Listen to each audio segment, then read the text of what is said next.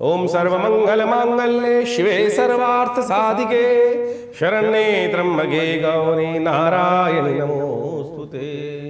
ओम या देवी सर्वभूतेषु बुद्धिरूपेण संस्थिता नमस्तस्यै नमस्तस्यै नमस्तस्यै नमो नमः। नमस्कार, स्वागत है आपका आचार्य वाणी में। मैं आचार्य डॉक्टर विक्रमादित्य आपके साथ हूँ और आज का विषय हमारा जो है ना वो मीन राशि है।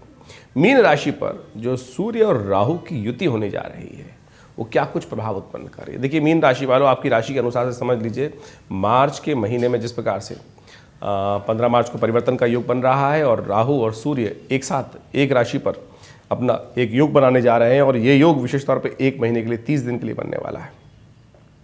सूर्य लग्न में, आपकी राशि लग्न राशि में आपके विराजमान हो जाएंगे और साथ साथ राहु वहाँ चल ही रहे हैं, बुध वहाँ पर विराजमान है। इसके साथ साथ आने वाले समय में, इस समय बुध आगे जाकर मेष राशि में जाकर फिर वापस आएंगे और उसके बाद यदि हम बात करें तो आगे भी इसके बाद शुक्र का परिवर्तन आपकी राशि में होने वाला है, उच्च के हो जाएंगे वहाँ शुक्र। तो ऐसे में आपको समझ लेना चाहिए, सूर्य राहु की युति ज्योतिष के दृष्टिकोण से कभी भी अच्छी नहीं मानी जाती। ये विशेष तौर पर परिवर्तन का प्रतीक मानी जाती है और अस्थिरता का प्रतीक मानी जाती है और साथ साथ सूर्य राहु की युति जो होती है वो स्थिरता लाने में बहुत विलंब करती है, यानी बहुत ज़्यादा अस्थिर भाव जीव को बना देती है, जिसके जीवन में इस प्रकार का योग चल रहा होता है।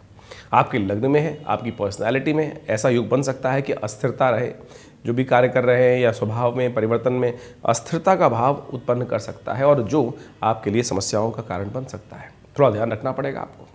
सूर्य लग्न में आ जाते हैं तो सूर्य एक तेज ग्रह माने जाते हैं और वास्तविक तौर पर लग्न में आकर एग्रेसिव नेचर को बढ़ा देते हैं।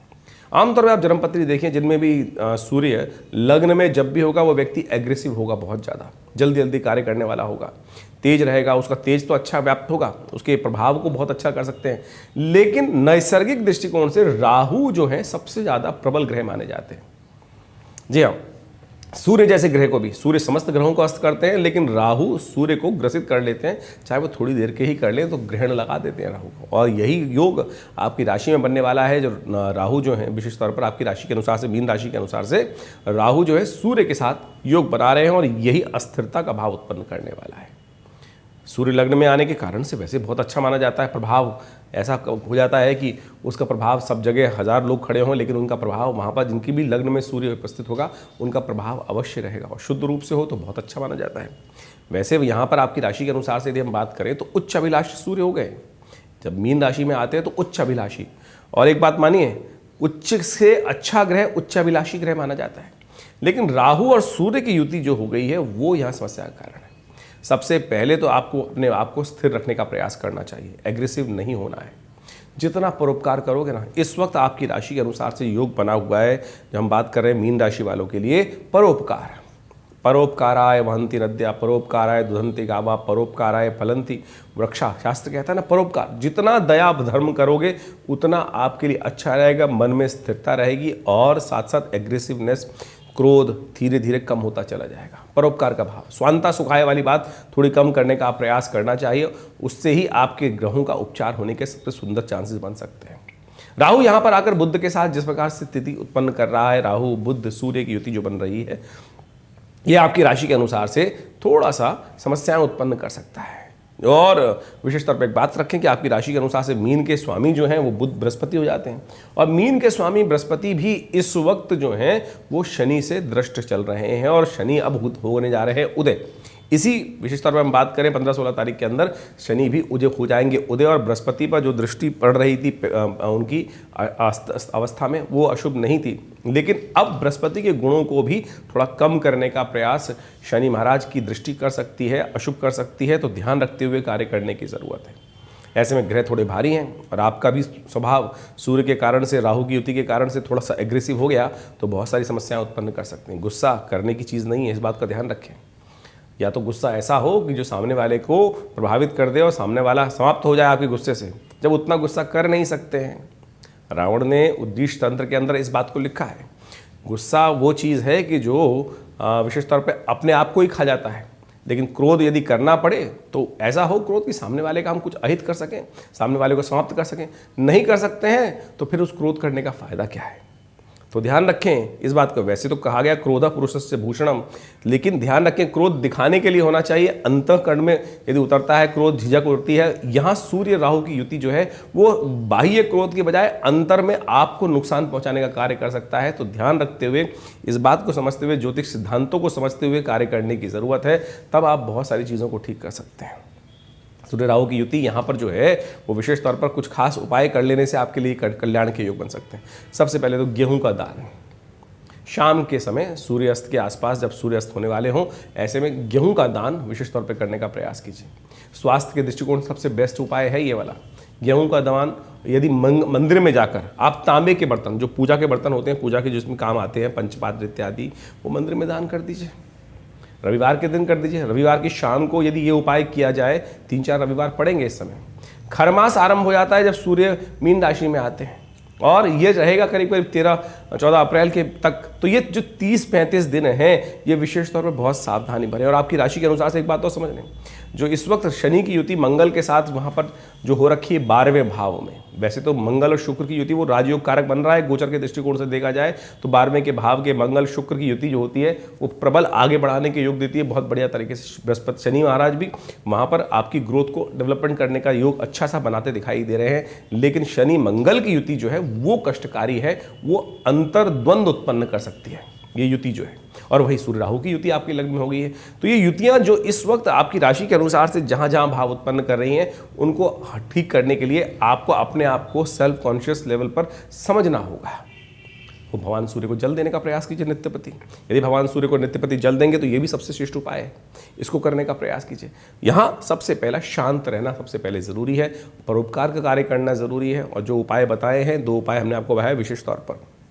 एक तो आपको कहा गेहूं का दान करने का प्रयास कीजिए।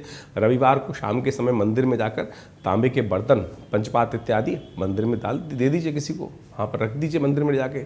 ये आपके लिए दिव्य उपाय का योग बनाएगा। और उसके बाद बहुत बढ़िया समय आने के योग बनेंगे, मंगल परिवर्तन की तरफ जाएंगे। हमने मंगल शनि की युति पर भी एक अलग से वीडियो बनाया है, उसको आप जाके अपनी राशि के अनुसार सुन सकते हैं, समझ सकते हैं। और इन सब ग्रहों का प्रभाव क्या कुछ होने वाला है उनको अच्छे से समझकर कार्य कर सकते हैं। देखिए इन दिनों खास तौर पर ध्यान रखने की ज़रूरत है, ये आने वाला 1.25 महीना जो है वो विशेष तौर पर कई ग्रहों की युति, कई प्रकार के योग ऐसे बना रहा है जहाँ छोटी छोटी समस्याएं उत्पन्न कर सकते हैं। हुलाष्टक आएंगे इन दिनों, हम हुलाष्टक के लिए भी आपको बताने जा रहे हैं कि हुलाष्टक के दिन विशेष तौर पर ध्यान रखिएगा। लोग अंतः दुश्मन पाल लेते हैं अपने, और वो दुश्मन छोटा सा प्रयास कर हमारा अहित करने का प्रयास करते हैं। तो उसके लिए भी आप लगातार उपाय करने का प्रयास कीजिए। शास्त्र में वर्णित उपाय हैं, हम आपको बताएंगे। उन सब उपायों को कर आप अपनी समस्याओं को दूर कर सकते हैं। हमारा ये संस्थान विवेकानंद योगाश्रम दिल्ली में स्थित है, जमनापार लक्ष्मी नगर क्षेत्र के अंदर खुरेजी स्थित जगह ये विवेकानंद आश्रम है। यहाँ भारतीय पराविद्याओं पर हम पिछले करीब बहुत लंबे वर्ष से हमारी संस्था के द्वारा बहुत सारे शोध कार्य किए गए, बहुत सारी पुस्तकें डाली गई हैं।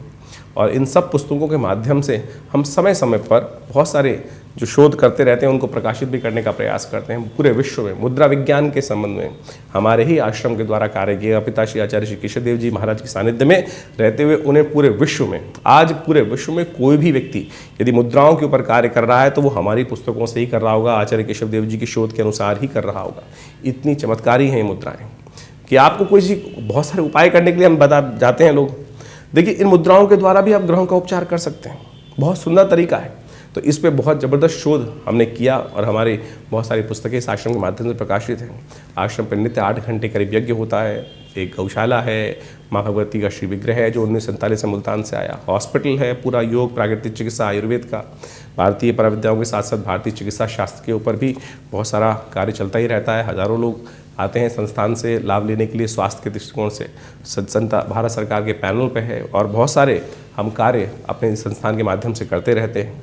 और बहुत सारे उत्सव भी समय समय पर होते रहते हैं। अभी नवरात्र का बहुत बड़ा उत्सव होगा और अभी होलिका महारात्रि पर बहुत बड़ा कार्यक्रम होगा। समय समय पर हुलाष्टक अभी आरंभ हुए चाहते हैं इसी समय में। ध्यान रखिएगा, हुलाष्टक एक ऐसे दिन माने जाते हैं कि जिसके अंतर्गत बहुत सारी समस्याएं उत्पन्न कर देते हैं बहुत सारे ईर्ष्यावत जो वाले लोग होते हैं। तो उससे भी बचने के लिए हमने मंत्र शास्त्र के अनुसार से लाभ लेने का प्रयास किया है। हमने एक हुलाष्टक के निमित्त आपके घर, परिवार, बिजनेस, व्यवसाय, घर के निमित्त, परिवार के सदस्यों के निमित्त रक्षा के लिए एक अद्भुत यज्ञ रखा है जो करीब 8 दिन चलेगा। हुलाष्टक जब से आरंभ होंगे 17 तारीख से लेकर 25 तारीख हुलाष्टक रहेंगे। और ऐसे में उस यज्ञ में यदि आप सम्मिलित हो जाएं, भगवान बटुक भैरव के यज्ञ में, आप अपने निमित्त उसको यज्ञ में भाग भी ले सकते हैं, अपने नाम को गोत्र को भेजकर अपने परिवार के निमित्त उसकी रक्षा के लिए। मंत्र है ओम ह्रीं बटुकाय आपद उद्धारणाय कुरु कुरु बटुकाय ह्रीं स्वाहा। देखिए होलाष्टक के दिन बड़े विशेष तौर पर विध्वंसकारी माने जाते हैं, और ऐसे में उन भगवान मंत्रों का सानिध्य लेकर, विभिन्न तंत्र के उपायों को साथ लेकर, भारतीय संस्कृति में तंत्र को नेगेटिव नहीं रखा गया। तंत्र वास्तविक तौर पे वो चीज़ है जो हमारी रक्षा करने के लिए, कार्य को आसानी से करने के लिए व्यवस्था बनाई गई है। लेकिन आज तथाकथित तौर पर खोपड़ी, ये वो फलादि तांत्रिक को एक नेगेटिव व्यक्ति दिखाने का प्रयास किया जाता है। ऐसा नहीं है। तंत्र वास्तविक तौर पर बड़ा सुंदर तरीका है, छोटी छोटी युक्ति युक्त तरीके से। तंत्र का एक छोटा सा प्रयोग मैं आपके समक्ष बताता हूँ। होलाष्टक के दिन आप अद्भुत रूप से उसका लाभ ले सकते हैं। जैसे आपने सिरस का एक पेड़ देखा होगा। सिरस का एक पेड़ होता है, उसके कुछ पत्ते लेकर पुराने ज़माने में आमतौर पर उसका बंधनवार लगा के घर के बाहर लगा दिया जाता था। उससे क्या होता था कि घर की जो नेगेटिव एनर्जी है वो घर में प्रवेश नहीं करती थी, बाहर की नेगेटिव एनर्जी दूर रहती थी घर से, और घर की नेगेटिव एनर्जी भी दूर हो जाती थी। तो ऐसे में आप इस सिरस का छोटा सा पत्ता लेकर एक बंधनवार बनाकर उसको आप अपने घर के द्वार पर लगा दीजिए। वो आपको अद्भुत रूप से इस होलाष्टक के अशुभ प्रभाव से दूर कर देगा। आप बंधनवार आम, अशोक, इस प्रकार से बड़, इन सब के पत्तों को लेकर भी आप उसका बंधनवार बना के अपने घर के बाहर लगा सकते हैं। इन होलाष्टकों को, नेगेटिविटी को दूर करने के लिए, जो निकृष्ट एनर्जीज़ हैं, निकृष्ट शक्तियाँ, उनको दूर करने के लिए। लेकिन सबसे सुंदर तरीका हम आपको बताने जा रहे हैं, जो हमने आश्रम पे यज्ञ रखा है, जिसके अंतर्गत भगवान बटुक भैरव जी के निमित्त यज्ञ किया जाएगा, और उससे आपके लिए बहुत अद्भुत लाभ प्राप्त होता है। मंत्र है ओम ह्रीं बटुकाय आपद उद्धारणाय कुरु कुरु बटुकाय ह्रीं स्वाहा। तो आप आशा करते हैं इन समस्त रीतियों को, जो भी हमारे शास्त्र बताई गई हैं, हम उन पर कार्य आश्रम पे लगातार करते रहते हैं। और रविवार को बहुत बड़ा विशेष यज्ञ आज में जो होता है, उसमें सब लोग सम्मिलित हो सकते हैं, सुबह 8 बजे से लेकर 10 बजे तक, और कोई शुल्क नहीं लिया जाता इन सब चीज़ों के लिए। बहुतों को लगता है कि आज सब हम जो कार्य कर रहे हैं उनमें सब में शुल्क है कई चीज़ों के अंदर, वो आपको बता दिया जाएगा। लेकिन यज्ञ इत्यादि कार्य में भाग लेने के लिए, यदि आप स्वयं भाग लेना चाहते हैं इस रविवार वाले यज्ञ में, तो कोई भी भाग ले सकता है। नित्य प्रति कार्यक्रम चलता ही है, 8 घंटे यज्ञ आश्रम पर चलता ही है। तो आप सब जुड़े हमारे इस विवेकानंद योग आश्रम से। आपको आध्यात्मिक विकास के लिए, बहुत सारे कार्य करने के लिए लाभ प्राप्त होगा। और जो भी अपनी जन्मपत्री विचार विमर्श करना चाहते हैं, उसके लिए फ़ोन नंबर इन हमारे जो वीडियोज़ के माध्यम से आप तक पहुँचते हैं, उन पर आप संपर्क साध कर आश्रम पधार सकते हैं, मिल सकते हैं। धन्यवाद, नमस्कार।